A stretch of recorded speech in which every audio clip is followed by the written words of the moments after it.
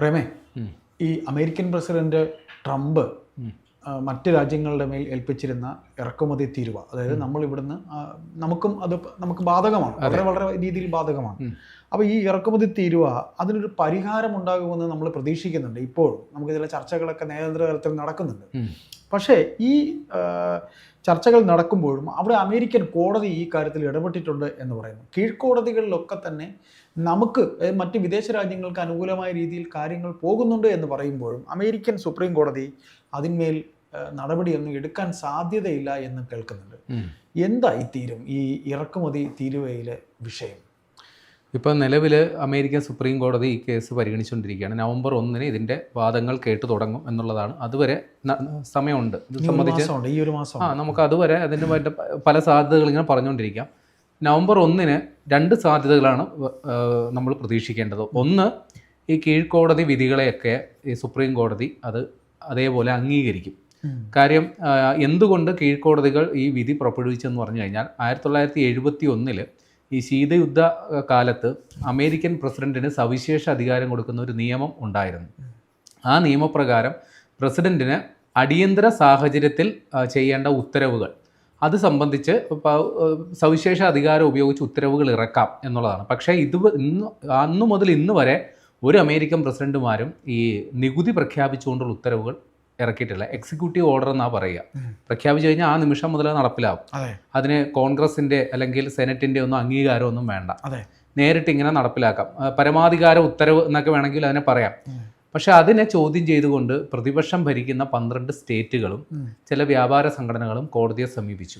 കാര്യം ഇത്തരത്തിൽ ഉത്തരവിറക്കാൻ പ്രസിഡന്റിന് അധികാരമില്ല, അധികാര ദുർവിനിയോഗമാണ് നടത്തിയേക്കുന്നത് എന്ന് പറഞ്ഞുകൊണ്ടാണ് കോടതിയെ സമീപിച്ചത്. കീഴ്ക്കോടതികൾ, ആ കോടതി US court of appeals for the federal circuits, അവർ ഈ അപ്പീൽ അംഗീകരിച്ചുകൊണ്ട് അത് ട്രംപിൻ്റെ നടപടികൾ ഭരണഘടനാ വിരുദ്ധമാണ് അല്ലെങ്കിൽ അധികാര ദുർവിനിയോഗമാണ് എന്ന് കണ്ടുകൊണ്ട് ഉത്തരവിറക്കി. ഉത്തരവിറക്കുക മാത്രമല്ല, ഇതുവരെ നിങ്ങൾ ആ പ്രകാരം കളക്ട് ചെയ്യുന്ന നികുതി എത്രയൊക്കെ ഉണ്ടോ അത് തിരിച്ചു കൊടുക്കാനും പറഞ്ഞു. പക്ഷേ ഈ ഉത്തരവ് നടപ്പാക്കുന്നത് കുറച്ച് സാവകാശം കൊടുത്തു. കാര്യം ഭരണകൂടത്തിന് സുപ്രീം കോടതിയെ സമീപിക്കാനുള്ള സമയം അനുവദിച്ചുകൊണ്ടാണ് കോടതി ഉത്തരവിട്ടത്.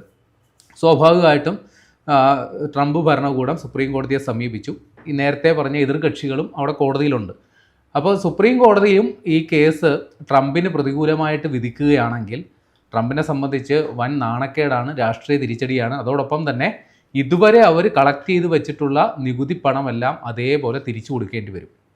ഇപ്പോൾ നേരത്തെ ഒരു മാസം മുമ്പുള്ള കണക്ക് പ്രകാരം അമേരിക്ക ഏതാണ്ട് $72 ബില്യൺ നികുതിയാണ് ഈ പുതിയ നികുതി പരിഷ്കാരം കൊണ്ട് സ്വീകരിച്ചത്. എന്നാൽ ഈ കേസ് ഈ നവംബർ 1 വിചാരണ തുടങ്ങി അതിൻ്റെ വിധി പുറപ്പെടുവിക്കുമ്പോൾ എങ്ങനെയൊക്കെ പോയാലും ഒരു 4-5 മാസമെങ്കിലും എടുക്കും. അടുത്ത മാസം പകുതിയോടുകൂടിയേ നമുക്ക് അതിൻ്റെ വിധി പ്രതീക്ഷിക്കേണ്ടതുള്ളൂ.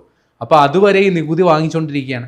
അതെല്ലാം തിരിച്ചു കൊടുക്കേണ്ടി വരുമ്പോൾ ഏകദേശം 750 ബില്യൺ മുതൽ 1 ട്രില്യൺ വരെ, എന്നുവെച്ചാൽ ഇന്ത്യൻ റുപ്പിയിലോട്ട് മാറ്റുമ്പോൾ വലിയ ഭീമമായ സംഖ്യയാണ്.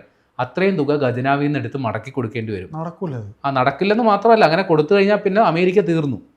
അമേരിക്കയുടെ ഖജനാവ് പൂട്ടിയിടേണ്ടി വരും, അവിടെ പൂച്ച പെറ്റ് കിടക്കേണ്ടി വരും. അപ്പോൾ ഇത് സംബന്ധിച്ച് വലിയൊരു തിരിച്ചടി ഉറപ്പായിട്ടും അവർ പ്രതീക്ഷിക്കുന്നുണ്ട്, ഭരണകൂടം പ്രതീക്ഷിക്കുന്നുണ്ട്. അപ്പോൾ ഇപ്പോൾ അവരുടെ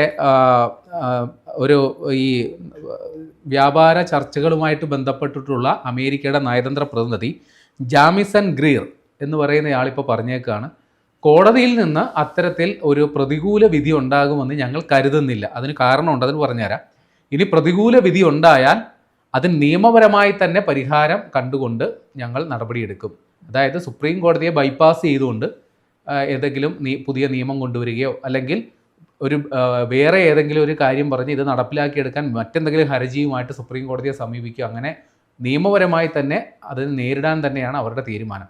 ഇനി നേരത്തെ പറഞ്ഞതുപോലെ ട്രംപ് ഭരണകൂടത്തിന് പ്രതികൂലമായി വിധി വരാനുള്ള സാധ്യത കുറവാണ്. കാര്യം സുപ്രീം കോടതി ഒരു ഏകാംഗ ബെഞ്ചല്ല വിധി പുറപ്പെടുവിക്കുന്ന, ഒരു പാനലായിരിക്കും. ആ പാനലിലുള്ള ജഡ്ജിമാരെല്ലാം തന്നെ അതത് രാഷ്ട്രീയ കക്ഷികളുടെ നോമിനികളാണ്. ഇപ്പോൾ ഡെമോക്രാറ്റുകളുടെ ആയാലും ശരി, റിപ്പബ്ലിക്കൻസിൻ്റെ ആയാലും അവരുടെ നോമിനികളാണ് ആ പാനലിലുണ്ടാകുക. സ്വാഭാവികമായിട്ടും ട്രംപ് അനുകൂലികളായിരിക്കണം ഭൂരിപക്ഷം ഉണ്ടാകും. ഭൂരിപക്ഷം അവർ തന്നെ ആകാനാണ് സാധ്യത. അപ്പോൾ ട്രംപിന് അനുകൂലമായിട്ട് തന്നെ അങ്ങനെ ഒരു വിധി വന്നാൽ അവരുടെ ഖജനാവ് തീർന്നില്ലേ? അല്ല, അങ്ങനെ ഒരു വിധി വരേണ്ടത് എല്ലാ രാജ്യങ്ങളും ആഗ്രഹിക്കുന്നുണ്ട്. കാര്യം ഇത് ഏകപക്ഷീയമായിട്ട് വന്ന ഒരു നികുതി പ്രഖ്യാപനമാണല്ലോ, അതുകൊണ്ട്. പക്ഷേ ട്രംപിൻ്റെ ഏറ്റവും ഒടുവിലത്തെ രസകരമായ ചില പരാമർശങ്ങളൊക്കെ വന്നിട്ടുണ്ട്. ഒരു മാധ്യമപ്രവർത്തകൻ അദ്ദേഹത്തോട് ചോദിച്ചു, ഇംഗ്ലീഷ് ഡിക്ഷണറിയിൽ താങ്കൾക്ക് ഏറ്റവും പ്രിയപ്പെട്ട വാചകം ഏതാണ്? അപ്പോൾ അദ്ദേഹം പറഞ്ഞ മറുപടി ഇങ്ങനെയാണ്, താരിഫാണ് എനിക്ക് ഏറ്റവും ഇഷ്ടപ്പെട്ട വാക്ക്.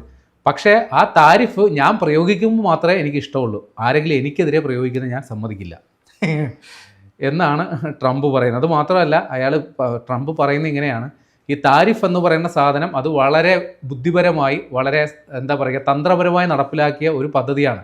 അതുകൊണ്ട് നമ്മുടെ ഖജനാവിലേക്ക് ശതകോടികളാണ് ഒഴുകിയെത്തിയത്, വലിയ രീതിയിൽ വരുമാനമുണ്ടായി. ഇപ്പോൾ വന്നിരിക്കുന്ന ഏതാണ്ട് $31 ബില്യൺ ഇപ്പോൾ നമ്മുടെ ഖജനാവിലുണ്ട് ഈ വരുമാനത്തിലൂടെ. അത് ഉപയോഗിച്ച് നമുക്ക് എത്ര വേണേലും യുദ്ധക്കപ്പലുകൾ വാങ്ങാമല്ലോ എന്നൊക്കെയാണ് ട്രംപ് പറയുന്നത്. അതോടൊപ്പം തന്നെ അദ്ദേഹം ഒരു കാര്യം കൂടി പറയുന്നുണ്ട്, അമേരിക്കയെ മറ്റു രാജ്യങ്ങൾ നല്ല ബുദ്ധിപൂർവ്വമായിട്ട് പറ്റിച്ചുകൊണ്ടിരിക്കുകയായിരുന്നു, ചൂഷണം ചെയ്തുകൊണ്ടിരിക്കുകയായിരുന്നു. കാര്യം നേരത്തെ പറഞ്ഞ ഇപ്പോൾ ഉദാഹരണം ഇന്ത്യ തന്നെ എടുക്കാം. നമ്മൾ പറയുമ്പോൾ ചിലപ്പോൾ നമ്മൾ രാജ്യദ്രോഹിയാകും, എങ്കിലും പറയുന്നത് പറയണമല്ലോ. ഇപ്പോൾ ഇന്ത്യ അമേരിക്കയിലോട്ട് സാധനങ്ങൾ വിൽക്കുന്നു, ധാരാളമായി വിൽക്കുന്നു. പക്ഷേ അമേരിക്കയുടെ ഒരു ഉൽപ്പന്നം ഇവിടെ ഇന്ത്യയിൽ വിൽക്കാൻ നമ്മൾ കടുത്ത നിയന്ത്രണങ്ങളുണ്ട്. ഉദാഹരണം പറയാം, ഹാർലി ഡേവിഡ്സൺ, അതാണ് കഴിഞ്ഞ ദിവസം വലിയ വാർത്ത വന്നത്. ഹാർലി ഡേവിഡ്സൺ എന്ന് പറയുന്ന സൂപ്പർ ബൈക്ക് ഇന്ത്യയിൽ അതിന് നികുതി 200%. അതായത് അവിടെ $1 ലക്ഷം വിലയുള്ള ഇന്ത്യൻ രൂപയിൽ 1 ലക്ഷം രൂപ വിലയുള്ള ബൈക്കാണ് അമേരിക്കയിലെങ്കിൽ ഇവിടെ വരുമ്പോൾ അത് 3 ലക്ഷം രൂപ കൊടുക്കണം. അപ്പോൾ അവരത് എന്ത് ചെയ്തു, ഇവിടെ കൊണ്ടുവന്നൊരു പ്ലാന്റ് ഉണ്ടാക്കി ഇന്ത്യൻ നിർമ്മിത ഹാർലി ഡേവിഡ്സൺ ഇവിടെ ഇറക്കാൻ തുടങ്ങി. അപ്പോൾ അതെന്ത് പറ്റി, അമേരിക്കയിലെ പ്ലാന്റിലെ തൊഴിൽ നഷ്ടമായി, അവിടെ കിട്ടാനുള്ള വരുമാനം പോയി. ആ സാധനം ഇവിടെ കൊണ്ടുവന്ന് നിർമ്മിച്ച് ഇവിടെ വിൽക്കുന്നു, പറയുമ്പോൾ അമേരിക്കൻ ബൈക്ക്. ശരിയാണ്. അപ്പോൾ ഈ തരത്തിൽ ഉള്ള പ്രശ്നങ്ങൾ നടക്കുന്നത് ചൂണ്ടിക്കാട്ടിയാണ് ട്രംപ്. ഇപ്പോൾ ട്രംപിനെ സംബന്ധിച്ച് അദ്ദേഹത്തിൻ്റെ രാജ്യത്തിൻ്റെ കാഴ്ചപ്പാടിൽ നോക്കുമ്പോൾ അദ്ദേഹം ഏറ്റവും വലിയ കാര്യമാണ് അവിടെ ചെയ്യുന്നത്. ഇപ്പം നമുക്കത് ബുദ്ധിമുട്ടുണ്ടാകുന്നുണ്ട്, ശരി തന്നെ. പക്ഷേ അമേരിക്കക്കാരുടെ കാഴ്ചപ്പാടിൽ അമേരിക്കൻ പ്രസിഡന്റ് ചെയ്യുന്നത് ഏറ്റവും വലിയ കാര്യങ്ങളാണ്. കാര്യം അവരുടെ കാലാകാലങ്ങളായി നടത്തിക്കൊണ്ടിരുന്ന മറ്റ് രാജ്യങ്ങൾ നടത്തിക്കൊണ്ടിരുന്ന സാമ്പത്തിക ചൂഷണം ഒറ്റയടിക്ക് നിർത്തലാക്കുക, വേണമെങ്കിൽ മതി. അതാണ് ട്രംപിൻ്റെ ഇപ്പോഴത്തെ ഒരു സ്റ്റാൻഡ്. പല രാജ്യങ്ങളും ട്രംപുമായിട്ട് ഒത്തുതീർപ്പ് ചർച്ചകൾ നടത്തി രമ്യതയിലെത്തി. ഇന്ത്യയെ സംബന്ധിച്ച് ട്രംപിൻ്റെ ഒരു വ്യവസ്ഥയും അംഗീകരിക്കാൻ നമുക്ക് തൽക്കാലം സാധിക്കില്ല. കാര്യം അത് അംഗീകരിച്ച് കഴിഞ്ഞാൽ നമ്മുടെ ഇവിടുത്തെ കർഷകർ, നമ്മുടെ ഇവിടുത്തെ ചെറുകിട സംരംഭകർ, ഇവിടുത്തെ വ്യവസായശാലകളൊക്കെ പ്രതിസന്ധിയിലാവും. അതുകൊണ്ട് ഒരു അമിക്കബിൾ സെറ്റിൽമെൻറ്റ്, രണ്ട് കൂട്ടർക്കും ഇലയ്ക്കും മുള്ളിനും കേടില്ലാത്ത രീതിയിൽ പരിഹരിക്കാനായിട്ടുള്ള ചർച്ചകളാണ് നടക്കുന്നത്. 5 റൗണ്ട് ചർച്ചകൾ പാളി. 6ാമത്തെ റൗണ്ട് ചർച്ച ഡൽഹിയിൽ കഴിഞ്ഞു. ഇപ്പോൾ 7ാമത്തെ റൗണ്ട് ചർച്ചകൾക്ക് ഇന്ത്യൻ പ്രതിനിധി സംഘം അമേരിക്കയിലുണ്ട്. ചിലപ്പോൾ നല്ല ക്ലൈമാക്സ് ആയിരിക്കും, ചിലപ്പോൾ ആൻറ്റി ക്ലൈമാക്സ് ആയിരിക്കും. കാത്തിരിക്കണം.